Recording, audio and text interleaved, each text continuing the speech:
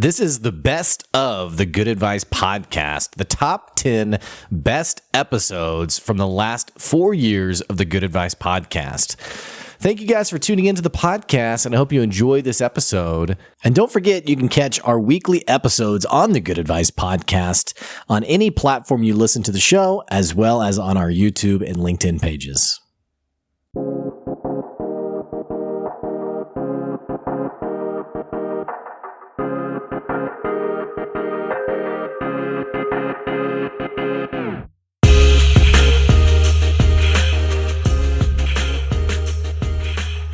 Hey, welcome back to another episode of the Good Advice podcast. So we're going to be talking about money today. In fact, we're going to be talking about how do you take your business, they call it the next level, but we're talking about how do we add a zero to your business revenue and really find those high paying customers. Wherever you are in your business, maybe you've been thinking about, okay, I found something that works, but I don't really know how to take this to the next level. I don't really know how to get those customers who ultimately make my life more flexible, easier, and where I can ultimately make the choices and decisions that I want to live the life that I want to have. We're going to be talking about that today.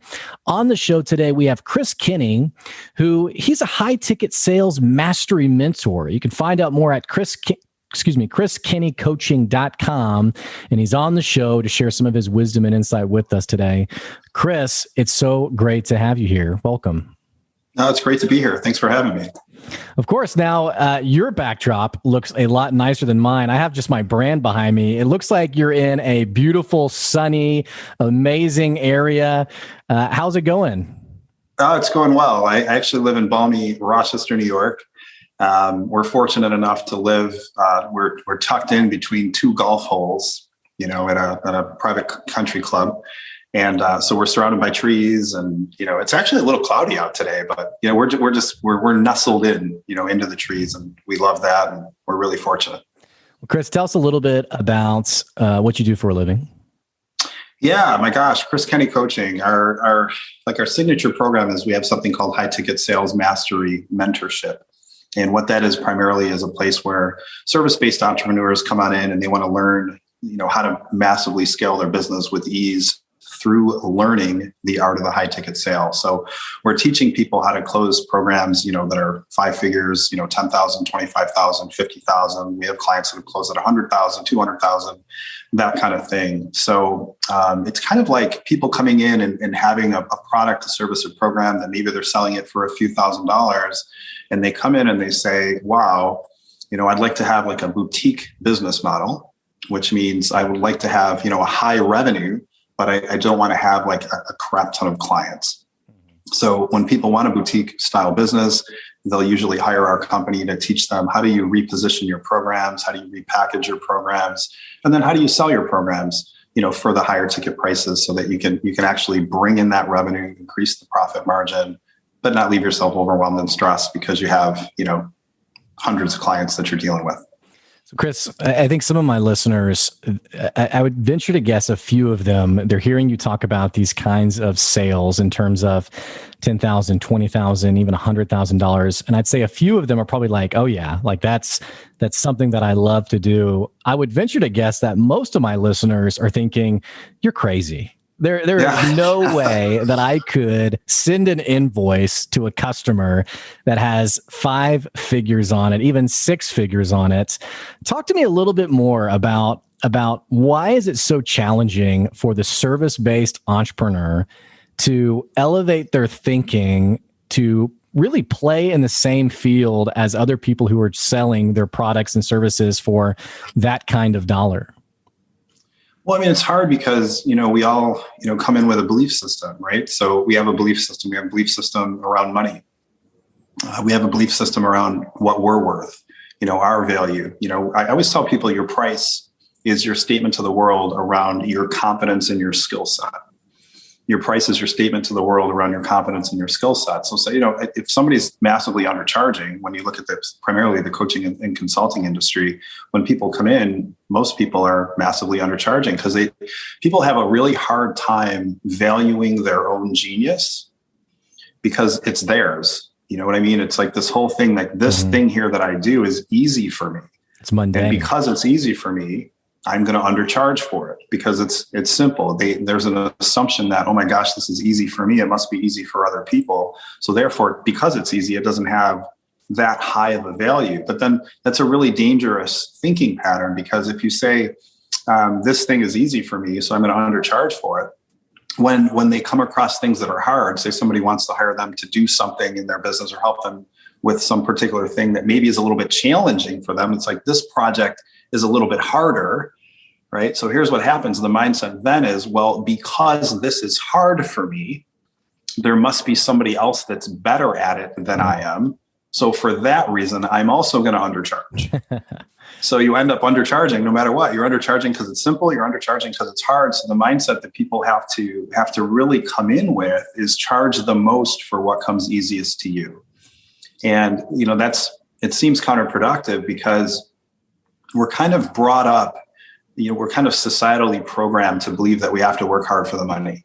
You've got to work really, really hard for the money. So when we're pitching something, a project that is somewhat simple for us, and to ask for a high ticket seems completely, out of the level of the programming that we've received in that area of, oh, it has to be hard if it's going to be expensive. So that's why it's difficult. Talk to me a little bit about, I know your background. I was reading a little bit about your bio, and I know you grew up in a lifestyle that people wouldn't call wealthy. You grew up in an impoverished neighborhood, no doubt shaped your perspective on money. I know for me personally, when I started working, I was working for this large consulting firm, and we were sending those $100,000 invoices, and it totally changed my perspective on money, because I don't think I'd ever even had more than like $1,000 in my checking account. So for people who are listening, how can they change their perspective on money? And, you mentioned, I love the phrasing you use of, we think it has to be hard. And I think about that person who's listening, who maybe they're working that 60 to 80 hour week thinking, I have to grind year after year after year. And then maybe 5, 6, 7 years from now, I can finally pay for, that house that I want, or I can finally pay for that car that I want. Because I think you're right. We do think very long-term on acquiring money. Help my listeners think about this differently and sort of change their perspective. Well, the thing about money, for me, the thing that I had to learn is, I was brought up to believe, because yes, I was in an incredibly impoverished neighborhood. I grew up, actually, it was in a drug house. So we didn't have money. Mom was on welfare. She was selling drugs, all that kind of stuff. Wow. And, I was, taught that rich people were arrogant and rich people can't be trusted. And, I had all of this, negative programming around money and acquisition of money. And what I've learned about it is that money makes you more of what you already are. Money makes you more of what you already are. Meaning, if you're a jerk, well, money's going to make you a bigger jerk. But if you're loyal and if you're dedicated and you're generous, when you have more money, well, guess what? You're going to be more of that. The other thing is I really lean on a universal law, and that's the law of polarity. And what the law of polarity says is everything in the universe has an opposite, and it exists at the same time. Everything in the universe has an opposite, and it exists at the same time. So that means you can't have left without also having right. You can't have in without out. You can't have hot without cold. Nothing's cold unless it has hot to compare it to. Nothing's left unless we have right to compare it to. So if you think about all that, what does that also mean? Well, it also means that you can't have problem without solution. You can't have problem without solution. Every problem that gets presented to us brings with it the solution. And that includes money. So if you believe that law, if you can wrap your head around that universal truth, that every problem that's presented to us in the universe brings with it the solution, we end up left in this place where we go, okay, if that's true, if every problem brings the solution, why do I still have problems? Well, the reason we still have problems is because we resist solutions when they show up, oftentimes, right? Something will show up, like it could be a program that somebody's selling. It could be an opportunity to get some mentorship or something along those lines. And then that opportunity shows up for us. But because we're using all of our preconditioned programming from before around money, we don't allow ourselves to step into that opportunity, right? So here's what's happened. The solution has shown up in your experience, but because of the preconditioned programming, you don't take the leap, you don't take the step. So it's remembering that the reason problems are still here is because we're in some level of resistance around the solution. And it's like one of the most important things that I had to learn was the thing that will radically move me forward is making decisions not based on where I am, but making decisions based on where I want to be. So if we continue to make decisions based on where we are, we stay where we are. So we have to like elevate our thinking and say, like, if we want to become a 7-figure entrepreneur, for example, we have to start asking ourselves, what would a 7-figure entrepreneur do now? In this situation, how would a 7-figure entrepreneur think? Would a 7-figure entrepreneur step into this, or would a 7-figure entrepreneur pass this up? Like, and start to bring that thinking in. But again, that whole concept of make the decision not based on where you are, make it based on where you want to be I think it's an absolute pivotal thing. And when people come to me in business and they say, Chris, what do I do? What do I do? I think they're asking the wrong question. The question you need to ask is, what am I currently resisting doing? What am I currently resisting doing? Because wherever your resistance is usually where the action needs to be taken, because the universe is always bringing us what we need to get to the next level. So there's a few belief systems. It's the belief that the universe is always bringing us what we need. That's like super, super, super important. The other belief is every problem has a solution. So whenever I'm stuck, I'm going, where am I resisting? And what am I resisting? And then I'm looking at that resistance. And then maybe I'm resisting hiring somebody, or I'm resisting, shifting my business model, or maybe I'm resisting a rebrand, or maybe I'm resisting creating this new program that I've always really wanted to create. I know that my next step is always going to be to do the thing that I'm currently resisting doing. I so appreciate this concept of there is an answer to the problem you're facing in your business. It feels like what you're talking about, this it has an incredibly important pairing with being self-aware and realizing, why am I not stepping into that? Because it almost seems like often when we have problems in business, many times, and I have even felt this way for my own business, where it's like, I just don't know what to do. The answer is actually incredibly simple, or it's right there in front of you. But that resistance is, well, it can't be that easy. It can't, that can't be the answer. How do you help people that you work with become more self-aware? Obviously that I think your work's so important, where you're actually sitting down and you're sort of helping people see what they need to see. But for the person who's they're listening to this podcast and maybe they're driving, they're looking in the rearview mirror and they're seeing themselves, or they're at home and they're looking in the mirror and they're thinking, okay, how well does this line up with me? How do you help people sort of elevate their thinking and realize things like, oh, I have a negative perception of money. Oh, I am making things more complicated than they have to be. Oh, I have a fear-based mindset on decisions. How can someone become more self-aware in this process? I think you have to start, like I said, for me, it comes down to resistance. I'm always looking at, hey, what am I resisting? What am I resisting? What am I resisting? You can ask yourself things like, am I thinking forward here? Or am I basing this on, pre-existing programming? I know these are deep questions. These are like, if you want to really look at this. How am I programmed? Yeah. But it's hard to so important though, right? Like how your upbringing, all of this stuff is shaping your perspective. And so, I think digging into that, even though it is like, who am I and how do I fit? These are important questions. Yeah, it's super important. And you've got to look at, all right, what is it that I want? I want this. This is the thing that I really, really want. And is this decision that I'm making, is it based on me being there? You see what I'm saying? That's the hard thing. And it's like, it's being willing to like totally embrace the fact that you're going to have to make uncomfortable decisions, and you're going to have to do things that feel counterproductive. And that's what's really, really difficult, because we have to remember that the thinking that brought us here is not the thinking that'll bring us there. So when you're stepping into these things, like if everything is feeling comfortable and everything is feeling status quo, then you're probably not doing the right things, because you're not stepping forward. You're not stepping into that area that you're unfamiliar with, which is where you have to be. You have to be willing to step in that. It's like a consistent moving forward in faith. Mm-hmm. Because here's the thing, I always have people like, if what you want is this elevation in your revenue, you have to look at what's been showing up in your experience, because again, the universe is bringing it to you. So you have to be hypersensitive. Like if you're looking in the mirror and going, what is it? What are the things? What are the opportunities? What are the thoughts that you have? Like when you're sitting and you go, oh, I'd really like to do that. And then you go, no.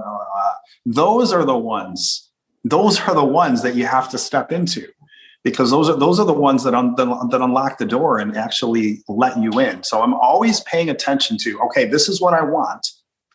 What has the universe been presenting to me? And is there anything that's been presented that I'm currently in a high level of resistance to? How often do you find yourself talking to people about even like their support network, like the people who are around them? Because I feel like a lot of times it's who you surround yourself with who's sort of reaffirming these beliefs and these thoughts. And being an entrepreneur, it's a tough gig. It's definitely one of the hardest things I've ever done. And it's a grueling process that's, I don't know if we have enough fuel in our tank to do it alone.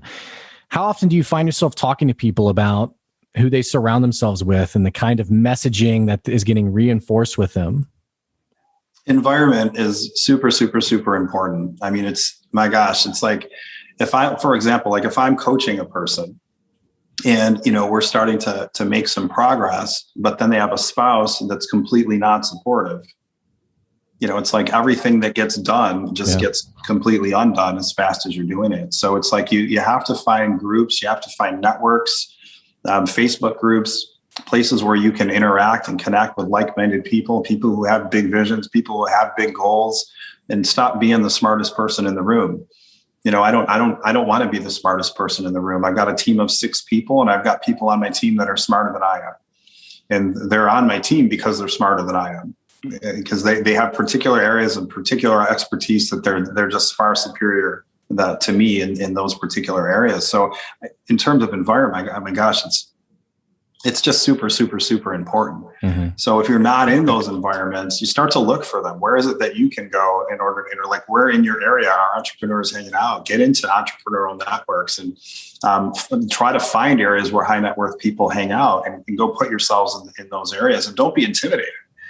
Because that's one of the things that happens is when you hit like 7 figures or multi 7 figures, people think that a multi 7-figure business owner, might not want to talk to somebody that's just starting out, or they feel like they're not worthy, or they can't hang, or whatever. I'm sitting here, I'm a multi 7-figure entrepreneur. I love telling my story. I love talking and giving advice to people that are just starting and coming up. And I love having a business conversation with a person who's talking about XYZ in their business. It's like, don't not show up in those groups because you don't feel big enough.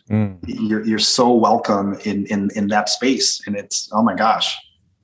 Yeah. It's so important environment. Well, we're talking a lot about sort of the mental game of sales and growing your business and taking it, really building the momentum of your business. Let's talk a little bit more tangible and a little bit more practical. I'm thinking of the brand new entrepreneur who's never sold anything before, but they have sort of an insight into their own genius. They're like, okay, I think I'm good at this. I think I could sell this. I think I can make a business out of it.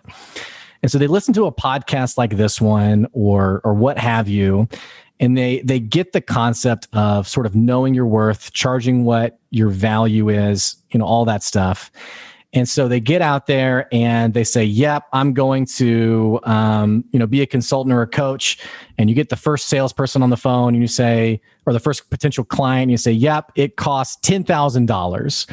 And the person's like, what? Are you nuts?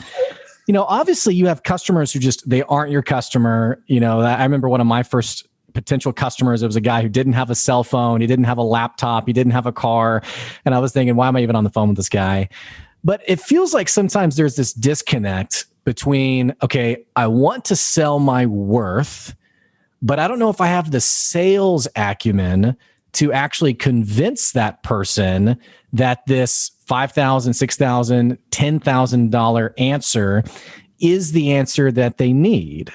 So give us a little bit of insight on sort of bridging that disconnect between, okay, I know my value.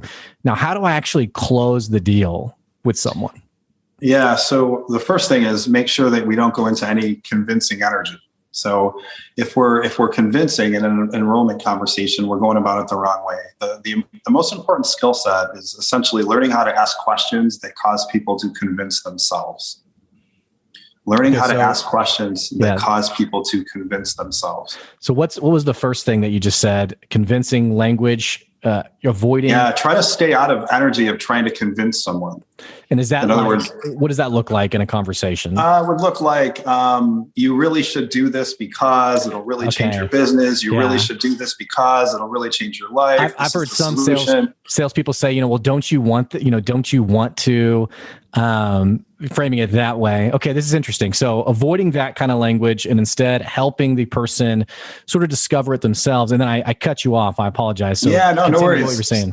So like, for example, if somebody says to me, Chris, what can my expected outcomes be from your coaching services? If somebody asked me that in a sales conversation, they said, Chris, what would my expected outcomes be? What I would say is, look, I can sit here and I can tell you what I expect would happen. I can tell you what I think would happen. You'd multiply your revenue, blah, blah, blah, blah, blah. I can tell you all that stuff. But you know what? What I think actually doesn't matter.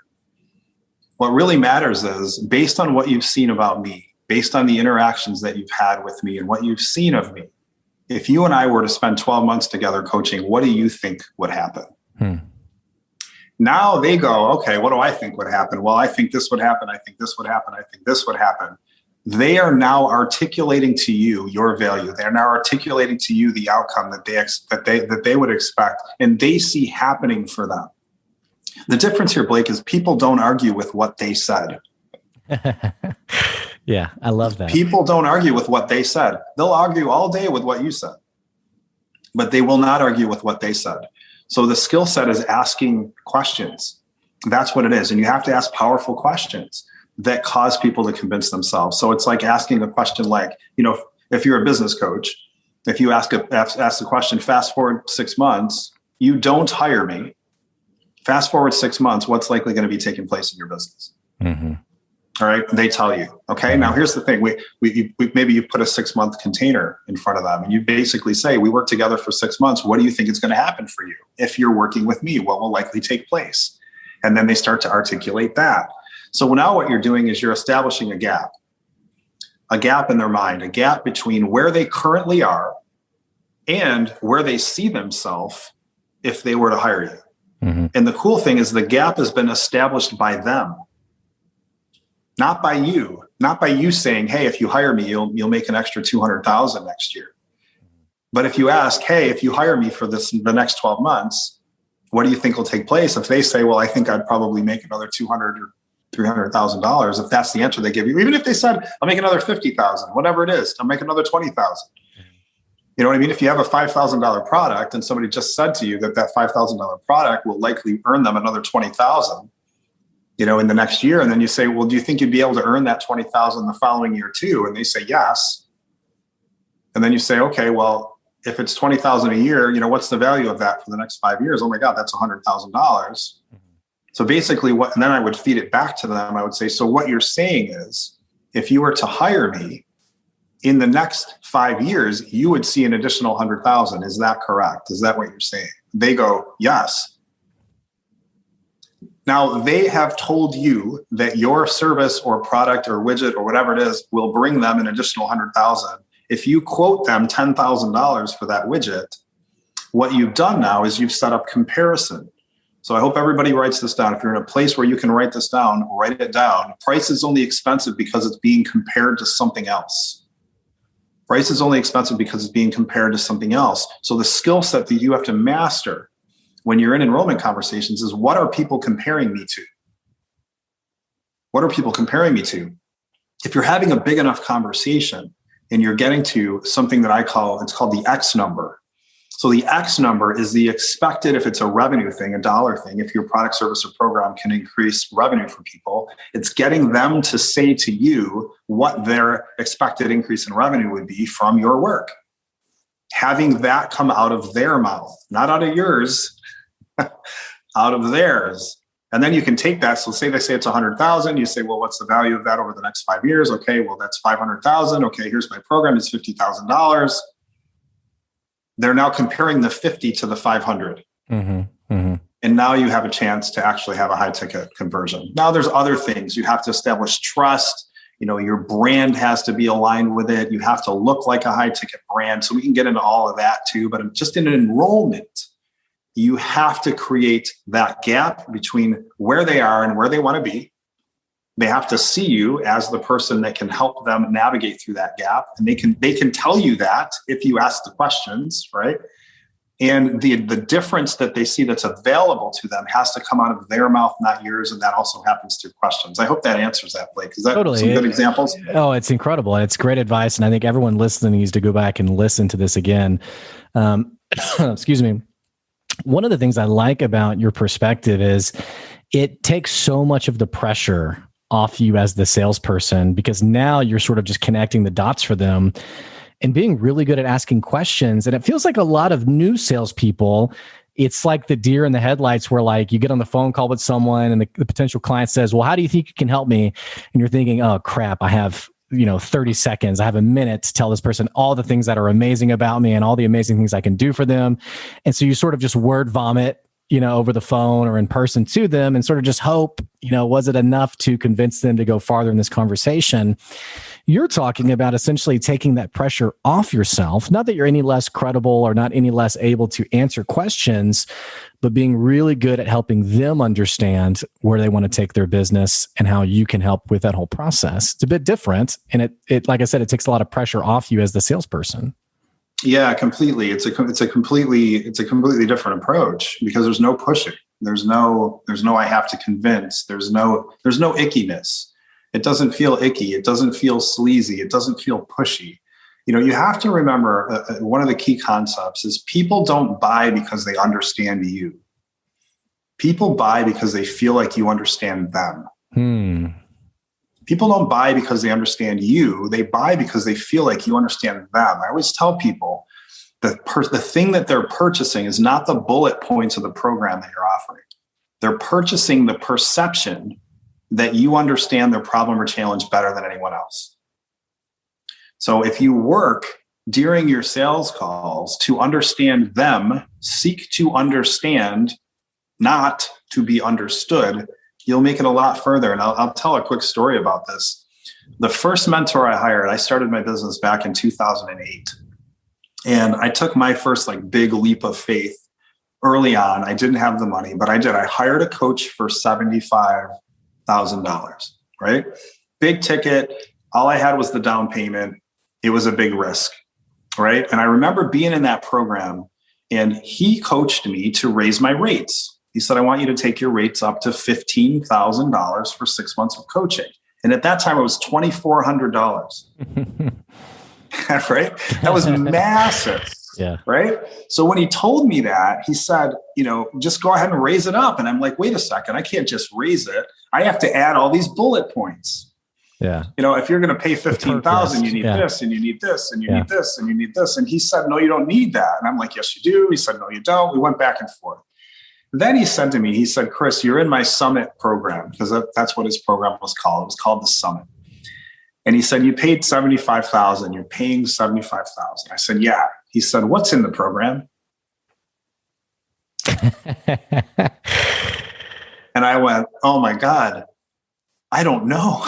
I did not know the details of what was in the program. I knew I had coaching calls with him every other week, but I couldn't tell you all of the things that were in the program.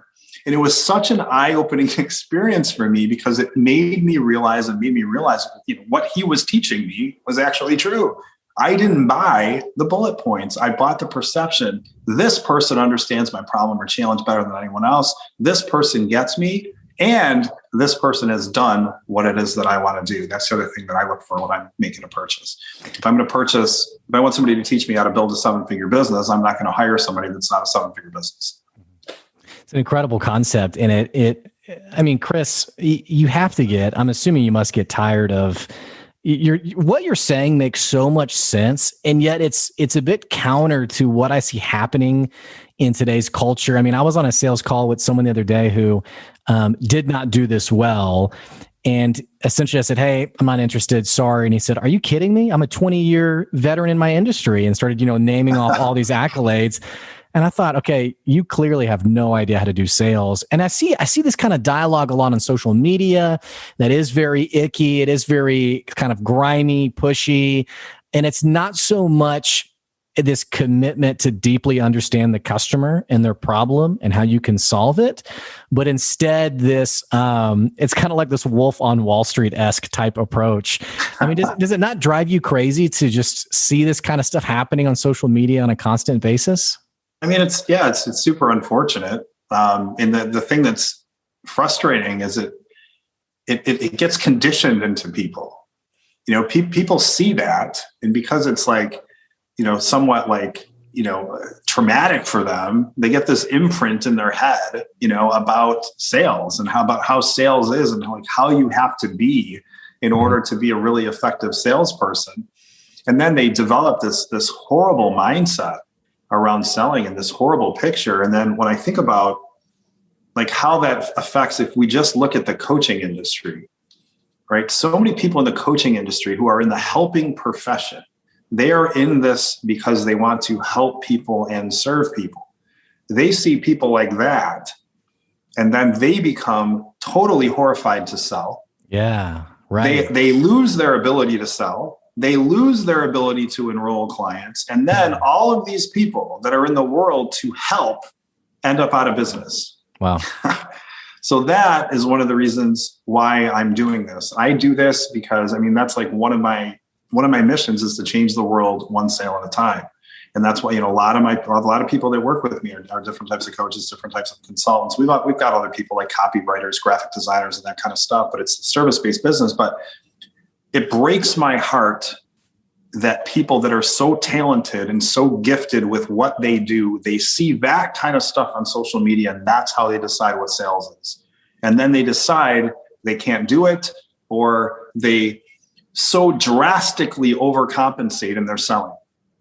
In other words, they see that guy or that lady who's just super pushy, and then they're like, oh my God, I don't want to be like that. I don't want to be like that. So they'll go so far to the other side that they become completely passive. They completely shrink in their enrollment conversations because they're massively overcompensating in the other direction to make sure they don't sound pushy. So it's super frustrating. And I've seen that happen too firsthand. I was hiring someone, actually two different people. I was hiring a graphic designer, and I said, hey, so do you think you could help me? And he goes, I don't know, maybe. And I thought, well, this was like the buying statement. Like, what do you mean? And then I had another guy who was doing some website work for me, and I said, hey, I want to hire you. And he said, well, let's make sure that I can actually help you before you hire me. And I said, hey, you've already made the sale. Like, why are you being so hesitant to take my money? Like, it's in my mind, it's done. It's sold. I've already said, yes, I want to buy. Why are we having this weird back and forth? And I think it is this very passive, I don't want to be that icky, pushy person that, like you said, we end up eventually losing the sale. Yeah, 100% true. I've seen it. I had a guy literally not too long ago, it was last summer. We were going to put skylights in our, above our kitchen table, like the, big area, put some skylights in. Guy quoted me, I think it was $15,000 for these 4 lights. And we basically said yes. And I went to pay him. I said, well, what's the down payment? Can I, do I give you a few $1,000 or what happens? No. I'll come back. I'll bring by the thing. And in between that period of time, I ended up deciding to invest in something else. We ended up, getting a hot tub or doing some of the. So bottom line is I still don't have skylights. And if that guy had just simply said, yeah, let's get your details and all that stuff. And, the skylights would have been put in and he would have made the sale. But so I don't know what was going on with him in that particular moment. We started deciding to, there's another wall just opposite the table. We decided we wanted to put a window there. So that's kind of what the conversation is. Instead of doing the skylights, let's just put a window in. But that was a sale lost because money wasn't collected when I said yes. And this brings us back, I think, full circle to the struggling entrepreneur who's saying, oh, why can't I make any money? Why can't I make any revenue? And it does go a lot back to mindset and how you approach your business. Chris, this has been a phenomenal episode. It's been so great having you on today. For people who are listening, who they're thinking two things. One group is thinking, okay, I just need to follow this person and soak up whatever I can. And the other group is thinking, okay, I need to hire this person. I need this person's help to up my sales game. What does that look like for both of those groups? Yeah. So if you want to, actually, you'd go to the same place. So if you want to follow me, you can find me. We've got a really huge community right on Facebook. I've got a private group there. It's called Sales Mastery Inner Circle. So Sales Mastery Inner Circle on Facebook. Hop on over there, put in Sales Mastery Inner Circle. As you come in, you'll have to answer like 3 questions. We'll let you out in the group. Inside of that group, I do a live show every Thursday at 1 p.m. Eastern. So I do 30 minutes of teaching. And then I also do complimentary laser coaching sessions every Tuesday at 1 p.m. Those are 10 minutes each. We do 3 of those. So there's lots of free content in there, lots of free training in there. When you get in there, you'll be welcomed by one of the concierges in the group. And the concierge in the group is a salesperson for our services. So you can hop on in there. All you have to do is say hello, and they'll know, and they'll find you, or you can connect with me through the group. That's all I can say. That's where to find me. I love it. Chris, thanks so much for making the time to come on today and share some of your insights. All right. Thanks for having me. Hey, for our listeners, I'm going to put the link. It's facebook.com/group/sales mastery inner circle. It's going to be down in the episode description below, so you won't lose track of it. I'm also going to put Chris's LinkedIn profile as well, and also the link to his website. Both of those, again, are going to be down in the episode description below. And hey, if you've been following the podcast, you've been listening to the podcast, and you enjoy the podcast, what the heck are you waiting on? Click that subscribe button so you keep getting good advice wherever you are. And don't forget, we are on Patreon. If you want to throw a couple of bucks at the podcast, even get your business talked about on the podcast, you can go to patreon.com/goodadvice to find out more. Hey, appreciate all of your support. Thanks for listening, and we'll catch you later. See ya.